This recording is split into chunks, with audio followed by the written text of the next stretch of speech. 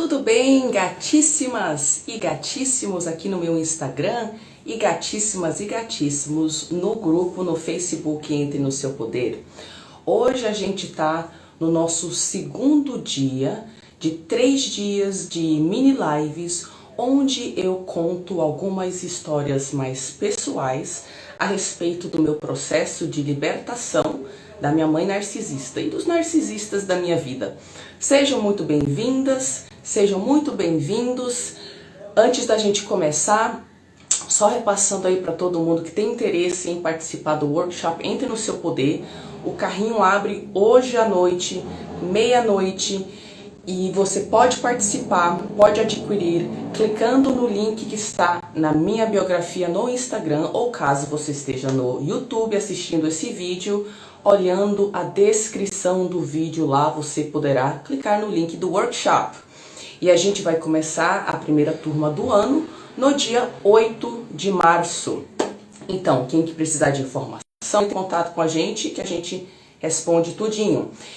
Ontem eu fiz a primeira parte desse mini evento de 3 dias, onde eu fiz uma live sobre o processo de frustração que faz parte obrigatoriamente da libertação dos narcisistas. Já está no canal, está no meu Instagram e também aqui no grupo no Facebook. Amanhã vai ter mais uma live onde eu vou contar a respeito da minha trajetória nos últimos 10 anos. Eu cortei contato com a minha mãe faz 10 anos e eu vou contar para vocês quais foram meus aprendizados e como tem sido esse processo desde então. Ok? Então deixa eu falar qual que é o objetivo dessas lives para vocês. Eu trago muita teoria, muitas explicações para vocês e o objetivo dessas lives é colocar a teoria dentro da prática, contextualizando dentro da minha história pessoal de superação. A razão que eu queria fazer isso é porque às vezes quando a gente olha para uma pessoa que já passou pelo que a gente está passando e a pessoa já está bem encaminhada naquela jornada, né? Dá a impressão de que talvez ela tenha uma habilidade a mais do que a gente, ou que ela tem sorte, ou que, sei lá, por qualquer razão, ela consegue fazer coisas que a gente nunca vai conseguir fazer. E na verdade não é nada disso, é que simplesmente eu estou nesse caminho há 10 anos, e com 10 anos de treino do quê? De criar uma vida a partir do meu eu real, cada ano se torna mais fácil levar a sério as minhas emoções, minhas percepções, não é? O meu mundo interno, as minhas necessidades e vontades. E cada ano eu me liberto da necessidade da aprovação de pessoas específicas ou mesmo da sociedade de forma geral.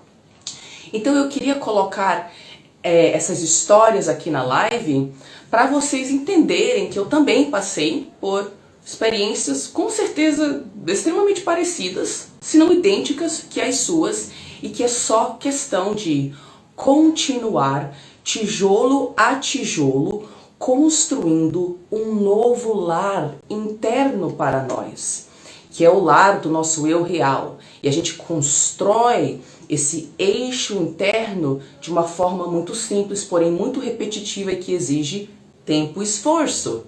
E essa forma é situação a situação, em vez de sair fazendo as coisas que você faria em nome de ganhar a aprovação dos outros ou em nome de fugir de alguns desafios, a gente passa então a sempre diante do desafio pausar, se centrar, entrar em contato com o nosso eu real, perguntar para esta parte sábia nossa, qual atitude faria sentido eu ter nessa situação? E aí a gente vai obedecendo esse eu real. Gente, tá tendo algum probleminha aqui de conexão nesse outro celular, deixa eu ver se eu consigo reconectar. Vamos lá, vou continuando aqui no Instagram. Eu já estou gravando de 2 celulares para evitar que o vídeo seja apagado, que nem o outro vídeo que eu fiz de codependência. Então hoje eu vou falar a respeito de 3 formas Sim, nome esquisito de live, mas é isso mesmo. 3 formas que a minha mãe narcisista acabou me ajudando a cortar contato com ela. Um nome estranho, né? Mas foi isso mesmo que aconteceu. Então, o grande foco aqui, né, deste vídeo que eu estou fazendo, não é falar da minha mãe. Porque o meu foco nunca vai ser expor minha mãe, falar da minha mãe, falar sobre como minha mãe me destruiu, minha mãe isso, minha mãe aquilo outro. A gente acha que a mãe, ou o pai, caso você esteja lidando com um pai narcisista, é um demônio com o poder de nos aniquilar no início do nosso processo de libertação. Conforme a gente vai construindo o nosso eixo interno, do jeito que eu expressei anteriormente, decisão a decisão, consultando esse eixo interno e obedecendo-o no mundo externo, a figura da nossa mãe ou pai narcisista vai deixando de ter aquela importância, aquele peso. A gente mal lembra que tem mãe ou pai, tá? Então aqui o objetivo dessa história não é expor minha mãe, não é falar, olha como ela é um monstro. Na verdade é para mostrar para vocês o poder do ressignificar. Ressignificar. Quem conhece essa palavra? Quem sabe o que significa? Bem-vinda, Edi, Yara, Jamile, Carla, Mel, sejam muito bem-vindos à live. Ressignificar é uma atitude muito poderosa e útil para qualquer pessoa que queira se curar de trauma de infância. Ressignificar significa olhar a mesma situação com outros olhos, ou por outro ângulo, ou com outra interpretação. Vocês verão através das histórias que eu vou contar aqui, que se eu não tivesse tido a sacada de ressignificar a informação que minha mãe estava trazendo, eu não teria conseguido extrair dessas situações o ouro que, na verdade, me deu força para cortar o contato com a minha mãe. Então vocês vão ver que quando as coisas nos acontecem, coisas tristes, coisas difíceis, coisas que causam muita raiva, que nos colocam numa sensação de vulnerabilidade, nós temos uma oportunidade no momento do golpe de decidir para que vai servir aquele momento. No sentido de decidir, ok, que isto fará parte de um novo futuro bem diferente do meu passado, que eu estou no caminho de criar. Vocês verão que se a gente não usar o poder da ressignificação, é muito provável que no momento do golpe, da dificuldade, a gente se coloque em posição de vítima e se veja sem capacidade de resposta, sem escolhas, e assim esmagada e esmagado pelo nosso destino. Então olha só como o ressignificar faz toda a diferença. Eu vou dar um exemplo prático de como isso é feito e depois vou contextualizá-lo com as 3 historinhas que eu vou contar para vocês. É um exemplo prático, acho que não dá para ver, mas eu tenho uma cicatriz daqui até aqui. Acho que está muito longe, mas eu tenho uma cicatriz aqui de uma gata minha que me arranhou. E eu vou dar a historinha dessa cicatriz como exemplo simples, prático de ressignificar. Um dia eu tava lá com a minha gatinha, Tuirinha, minha gatinha de 14 anos, Peraí, gente, tá, deu uma pausa aqui. Né? Pronto, voltou. E aí eu fui mostrar a minha gatinha pra minha irmã que tava tomando banho no banheiro. E ela ouviu aquele barulho da água, se espantou e saiu correndo. Só que antes de sair correndo, a patinha traseira dela rasgou daqui até aqui. E rasgou tão profundamente que você via a parte branca embaixo e você via a parte amarela da gordura. Abriu mesmo, sangrou pra caramba. E eu lembro que naquele momento eu olhei pra cá e pensei, caraca, eu vou ficar com uma baita cicatriz. E veio uma vozinha na minha cabeça e falou, ó, isso pode ser algo horrível, que faz você se olhar no espelho e pensar, ai que uó, aquele dia lá que a Tuira foi me rasgar toda. Agora eu vou ficar com essa cicatriz pro resto da minha vida, ai que saco, não tenho o que fazer, vou ficar com essa cicatriz. Mas a vozinha falou, você também tem a oportunidade de ressignificar, ou seja, dar outro sentido para este acontecimento. E eu muito rapidamente, numa fração de segundo, pensei, já sei. Eu sou comissária de bordo, eu sinto muita falta dos meus bebezinhos quando eu estou voando. Eu vou olhar para essa cicatriz como uma lembrança da minha linda Tuirinha, minha gatinha, que agora tem 14 anos. E toda vez que eu olhar para a cicatriz, eu vou lembrar do rostinho dela, dos bigodinhos dela.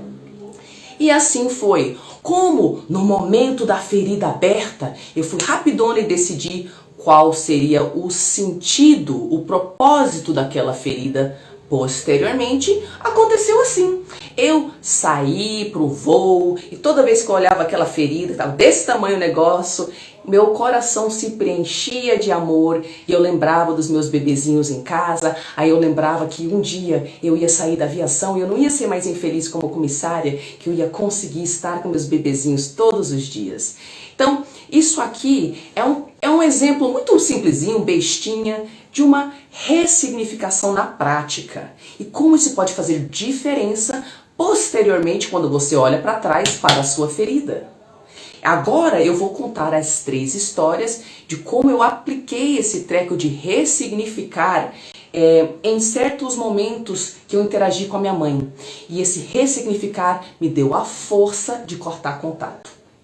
Vamos lá para a história. A primeira forma que minha mãe acabou me ajudando a cortar contato foi o seguinte, gente. Tudo bem, Kélia? Seja bem-vinda. Valéria, seja muito bem-vinda. Rejane, Elisângela. Arrasaram, pessoal. Adorei. Vocês estão se conectando aí. Então, a primeira forma que minha mãe me ajudou a cortar contato... Bom, para quem não sabe, eu sou brasileira, eu sou manauara, né? Nasci em Manaus. Mas com 6 anos de idade, a gente se mudou para os Estados Unidos e a minha mãe começou a cortar contato com toda a família no Brasil. Ou seja, eu passei 9 anos nos Estados Unidos sem nunca voltar para o Brasil, sem falar com os meus familiares. Falei um pouco no início, depois esses contatos foram todos sendo cortados, não é? Esses contatos. Eu cresci sem família. E aí minha mãe falava com frequência, a nossa família é tóxica, a nossa família faz muita coisa errada. Saibam, olha a frase que ela me falou, família não é quem você tem um laço de sangue, família é quem você escolhe ter do seu lado. Desde que eu era criancinha, eu lembro que minha mãe repetia isso. E eu lembro, muito antes de conhecer o narcisismo, ou de imaginar que um dia eu cortaria contato com ela, eu já captei a mensagem e guardei no meu coraçãozinho assim, desde criança. Ah, mãe, então família não é as pessoas com quem temos laço de sangue. Família são as pessoas que nós escolhemos ter do nosso lado. Obrigada, mãe, pois você acabou de me dar permissão de construir a minha própria família na fase adulta. E eu guardei aquela mensagem dela, aquela permissão que ela me deu de construir a minha própria família durante toda a minha infância, durante toda a minha adolescência, e eu a realizei na fase adulta. Agora, imagina se eu não tivesse aplicado o poder do ressignificar. Imagina se eu tivesse interpretado aquilo a partir da dor dela. Se eu tivesse achado, putz, a gente não tem família, putz, a gente tá sozinha, putz, eu também não tenho família, pois se eu só tinha aquilo e a mãe cortou contato com aquilo, então eu acho que eu sou perdida. Mas não foi assim que eu interpretei. Eu interpretei aquilo como uma permissão. Já que você está falando que família, a gente não tem que ter contato com quem a gente tem laço de sangue, e já que você, mãe, cortou contato com a nossa família, então a senhora não vai achar tão esquisito mais tarde se eu cortar contato com você. Então passei a infância inteira ouvindo isso e no momento certo eu acabei realmente praticando. Essa foi a primeira forma que minha mãe acabou me ajudando a cortar contato com ela. A segunda forma veio através de uma história que eu ouvi a minha mãe contar sobre quando ela, acho que estava grávida da minha irmã, estava na faculdade. E hoje eu olho para essa história que ela me contou e eu vejo que a interpretação da minha mãe foi uma. E a minha interpretação eu já bem ressignifiquei aquela interpretação dela de um jeito que me servisse mais. A história foi o seguinte, minha mãe estava falando assim, Tari, uma vez eu estava na faculdade, aí a professora falou, gente, nós sempre temos uma escolha na vida. Às vezes, você tem uma escolha, né, que parece um pouquinho melhor que a outra, mas é uma escolha. Então, apesar de que às vezes as situações parecem sem saída, se você pausar e refletir, sempre tem uma escolha. Essa foi a mensagem da professora da minha mãe. E minha mãe falou, pois bem, Tariana, eu bem falei para aquela professora que ela estava errada. Eu respondi para ela, ah é, professora? E quando você está numa situação de vida onde a escolha que você tem é entre uma grande, de uma baita, de uma catástrofe e uma merda. Esse foi o linguajar que foi usado. E aí ela diz, pois é, falei para aquela professora que às vezes a gente não tem escolha, não. Viu? Mostrei para ela. E eu lembro que eu devia ter, sei lá, uns 8 anos de idade, uns 9 anos de idade, quando minha mãe me contou isso. E naquele momento eu fiquei em silêncio perante a minha mãe, mas eu senti uma gratidão no meu coração pela mensagem da professora. Porque eu pensei, putz, eu acho que minha mãe não entendeu a mensagem da professora, mas eu entendi. E naquele momento eu internalizei o seguinte, cara. Por causa da professora da minha mãe, na juventude dela, a mensagem pode não ter chegado na minha mãe, mas chegou até mim. Eu interpretei o seguinte, caraca, meu, é verdade. Às vezes, você está numa situação tão pesada na vida, que a escolha que existe é entre uma grande de uma baita de uma catástrofe horrível que nenhuma pessoa ia querer, e uma grande de uma merda. Mas se você comparar uma catástrofe e uma merda, a merda é melhor. Eu fiquei raciocinando. Outra coisa, cara, essa foi a opção que eu tive naquele momento, a grande catástrofe e a merda.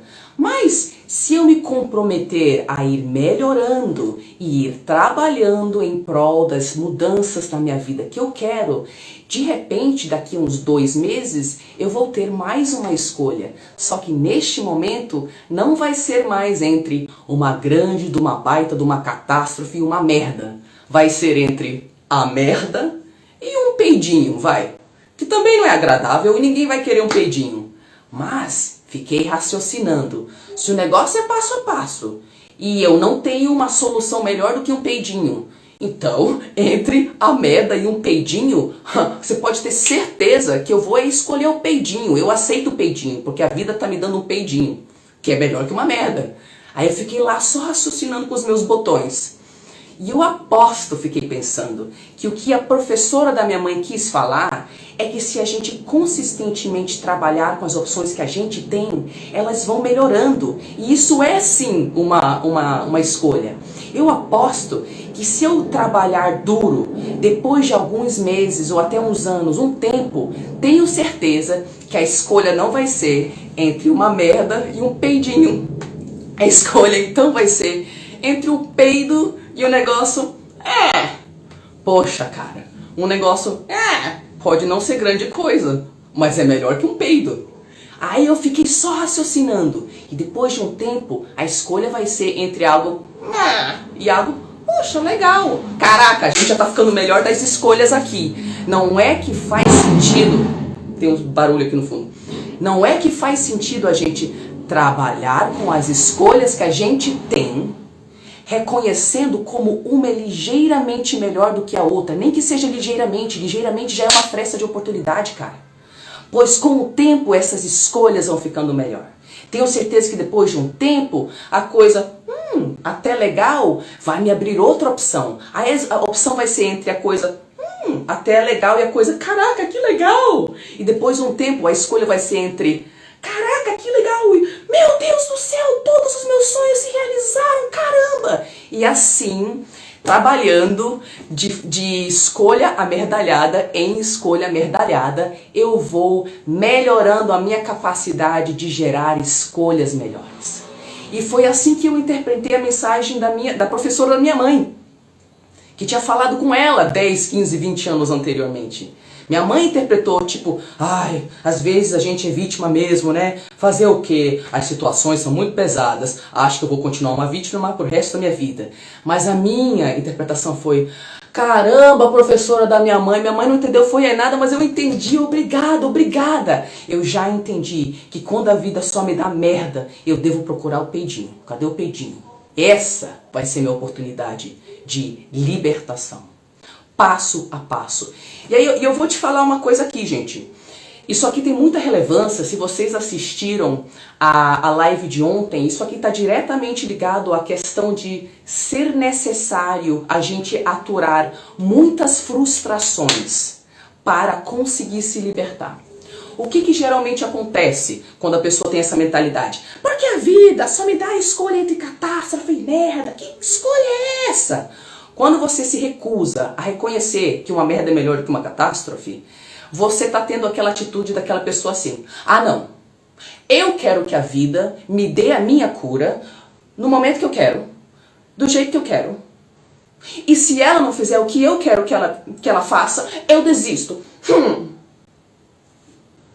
Poxa, isso vai super funcionar para sua cura, né? Então, tipo, tava conversando com um amigo meu, ele pensa em empreender, né? Eu falei, olha, empreender é legal e tal, né? Você passa por um momento inicial difícil, você tem que testar diferentes produtos, às vezes um não dá certo, você tem que lançar outro, tem que aguentar muita frustração, né? Mas uma hora dá super certo, vale a pena, cara. E ele, ah não, se não der certo de primeira, se não for do jeito que eu quero, se não for rápido, não quero.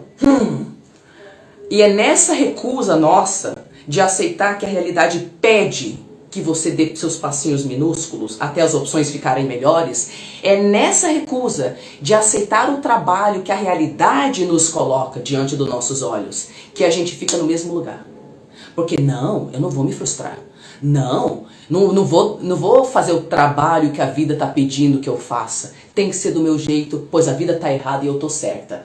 Eu aprendi com a lição da professora da minha mãe que a vida está sempre certa. Cabe a mim observar a oportunidade ou não. Quando você aceita o trabalho envolvido no seu passo a passo de reconstrução, nem que dure 20 anos, você consegue o que você quer. Você não consegue quando você se frustra e fica toda pé da vida com a vida, porque a vida não te deu a cura do jeito que você queria na hora que você queria. Vocês sacaram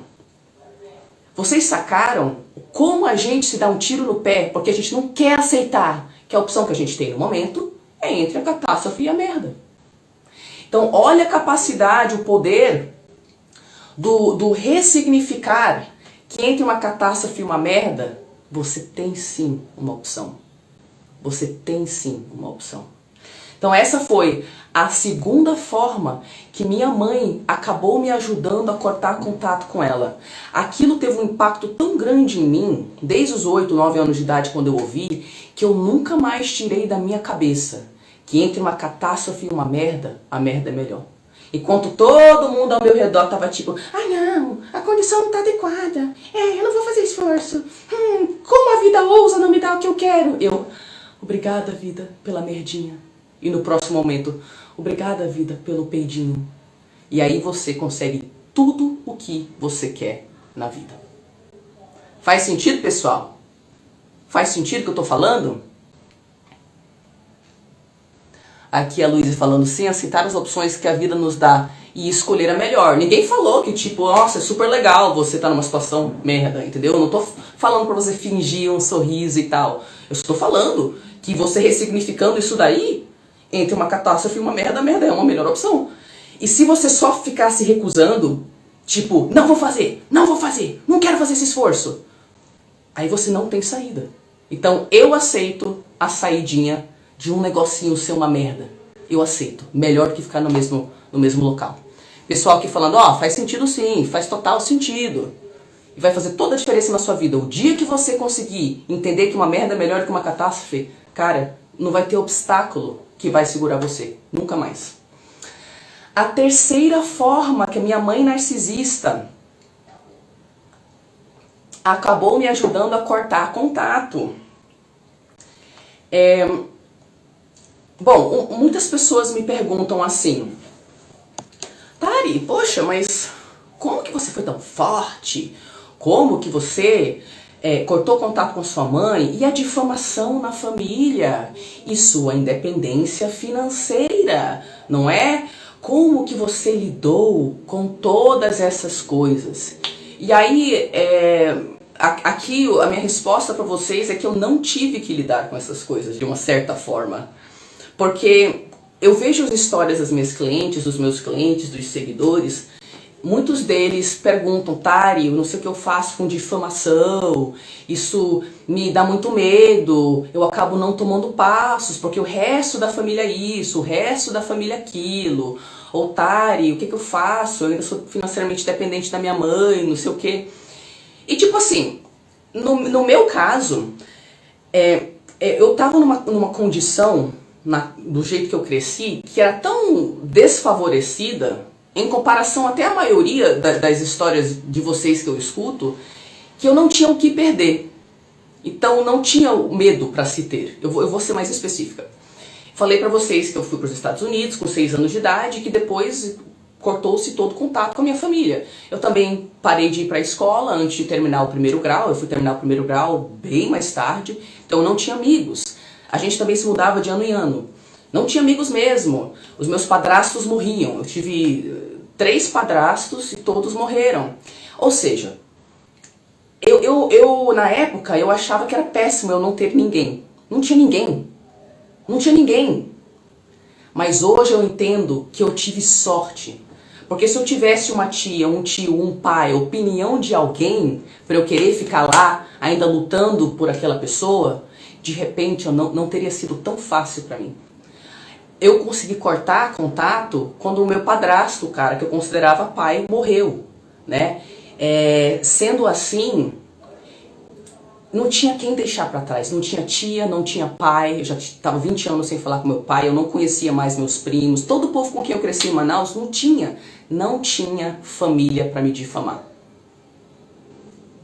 Hoje eu vejo que isso é sorte. Na época, eu só sentia um grande vazio. Olha como as coisas são loucas. A outra coisa, Tari, mas as suas irmãs, e como é que foi com esse esquema, não sei o quê? Olha, a partir do momento que eu me tornei adolescente, eu virei bode expiatório, criança invisível, porque eu era criança dourada até a adolescência. E a partir da minha adolescência, o revezamento nos papéis de bode expiatório, criança invisível, criança dourada, bode expiatório, criança visível, criança dourada.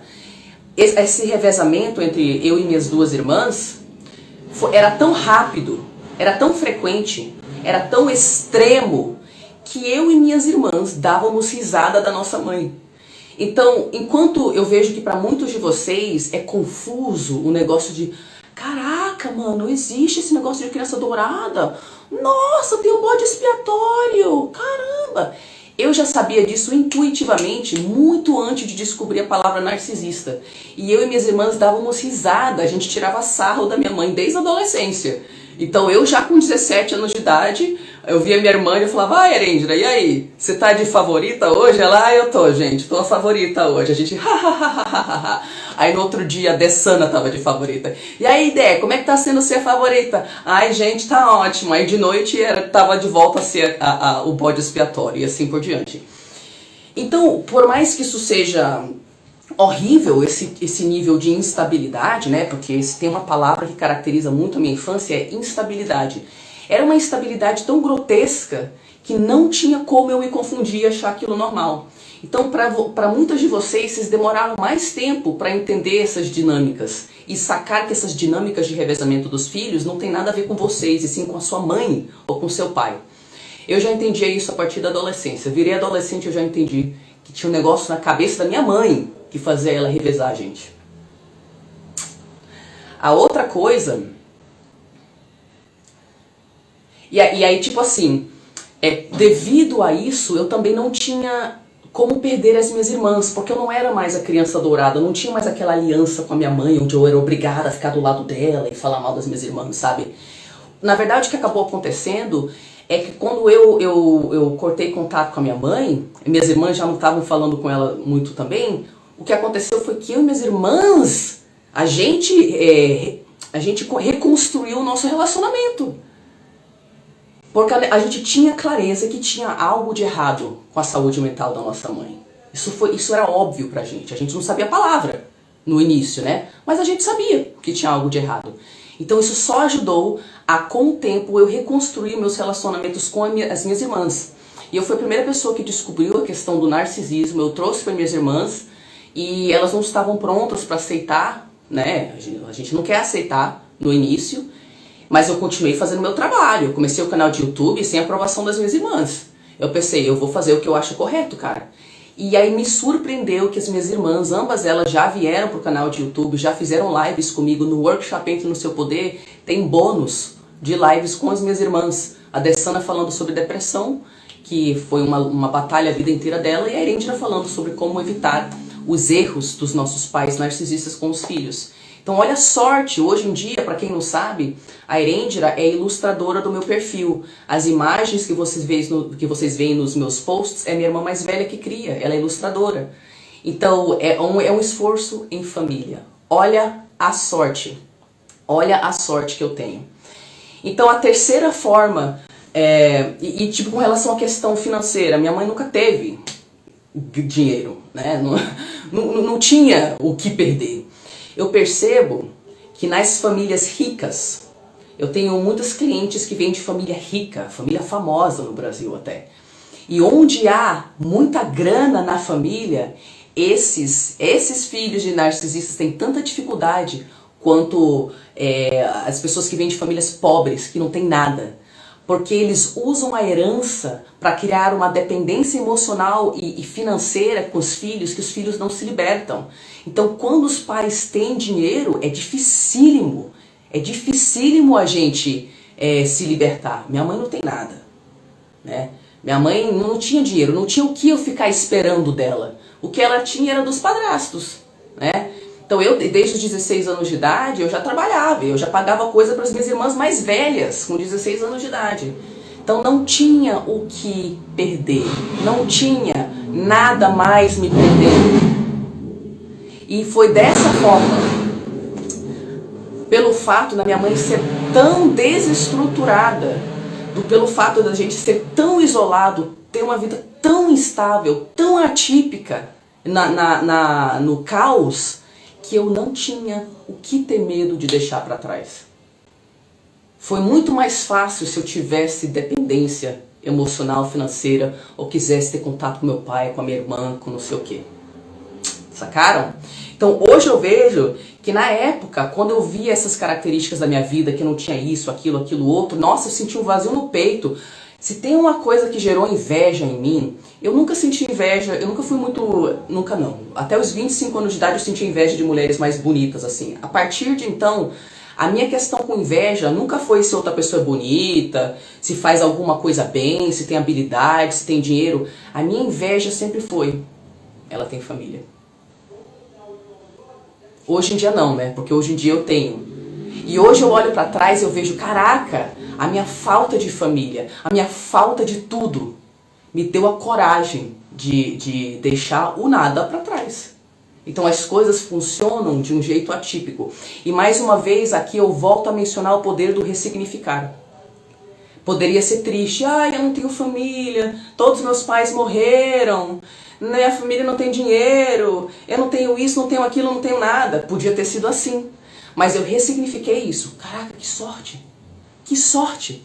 Esse povo na internet, quantos de vocês são terapeutas, são pessoas com centenas de milhares de seguidores, entram em contato comigo e falam, Tari, eu queria tanto falar desse assunto, mas minha família assiste meus stories, minha família isso, minha família aquilo. Eu não tenho essa preocupação. Inclusive vocês me perguntaram, Tari, como é que sua mãe reage aos seus vídeos? Eu não sei, gente.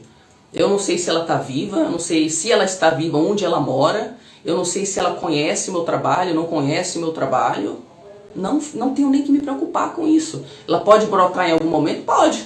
Mas eu, antes de postar o primeiro vídeo para vocês, fechei meus olhos, esperei profundamente, imaginei esse dia onde ela pudesse brotar do nada, falar dos vídeos, e eu pensei, mesmo se isso é uma possibilidade de um dia isso acontecer, eu continuo falando para vocês que eu sinto que esse trabalho que eu faço está perfeitamente alinhado com o meu eu real. E eu não poderia falar de cura se eu não tivesse a coragem de fazer o que é certo pro meu eu real só por causa de uma possível ameaça da minha mãe, do não sei o que. Não, cara.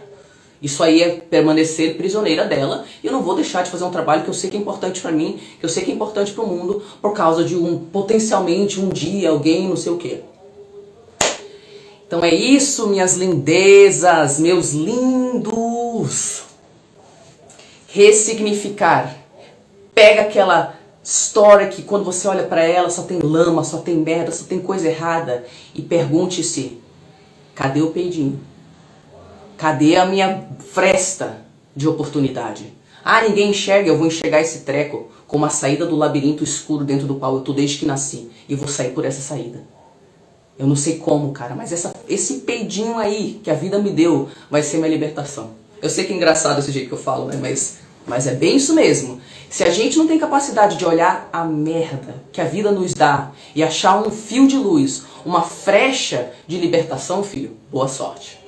Boa sorte, porque a gente já introjetou a toxicidade da nossa mãe, do nosso pai, da nossa família e já tá aqui dentro da nossa cabeça falando lixo 24 horas por dia. Ai, você não vale nada, ninguém vai te amar, você vai morrer sozinho, você nunca vai ter independência financeira, você é lixo, você é isso, você é gorda, você é feia, você é burra, você não sei o quê. Se a gente não tem a capacidade de olhar pra fora e falar, ah, a vida me deu merda, que bom, tava bem precisando adubar meu jardim. Já era. Bom, gatíssimas e gatíssimos, é isso, finalizando aqui, amanhã tem mais uma live, eu vou falar a respeito dos meus aprendizados, da minha vida a partir de 10 anos atrás lá que eu cortei contato com a minha mãe, a gente até voltou a ter contato, porque ela entrou em contato com a gente brevemente, depois a gente cortou contato, na verdade ela cortou contato com a gente de novo, por último. E vou contar pra vocês como é que é uma vida depois de 10 anos tendo decidido que eu tenho o direito de viver longe da minha mãe. Ontem foi a live sobre quer se libertar de narcisistas, vai ter que se frustrar muito, uma live importante que ajuda a gente a aceitar a frustração envolvida nesse momento de cortar contato, de se distanciar. E para quem tem interesse no workshop, hoje à noite, meia-noite, o carrinho abre e a gente começa a turma no dia 8 de março, gente. Então, fiquem aí de olho, quem precisar de informação vai no link na minha biografia aqui no Instagram ou então no link na descrição, na descrição do vídeo do YouTube tem um link lá e vocês podem dar uma olhadinha nas informações do workshop, ok? Um beijinho para vocês. E antes de desligar, eu gostaria de dar uma olhadinha nos seus comentários. Vou ficar mais uns 5 minutinhos, só para ver o que esse povo falou.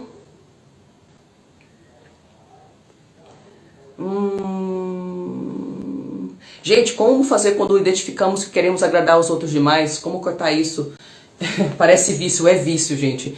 Eu fiz uma live essa semana sobre codependência, que foi um fenômeno incrível, mas o Instagram não salvou. Eu tô pensando em fazer outra, porque a gente falou sobre isso. A gente falou exatamente sobre isso. Gente, a live de amanhã vai ser gravada também. Eu tô tentando gravar em dois celulares para não ocorrer de novo. E tá aqui o pessoal aí louvando o peidinho. Ó, todo mundo louvando o peidinho. Isso aí, gente. O pessoal dando muita risada com a filosofia do peidinho, mas falando que faz sentido. É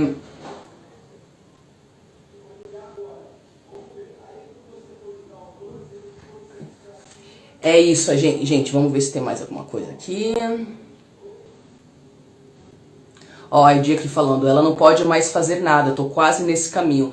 Gente, é libertador a gente chegar no momento onde a gente não tem mais nada a perder. É libertador. Então é isso, minhas lindezas, meus lindos. Depois deixem uns comentários na live. É uma pena que a gente perca esses comentários que vocês fazem durante a live, né? Mas enfim, coisa do Instagram. Um beijinho para vocês. E até a live de amanhã, hein?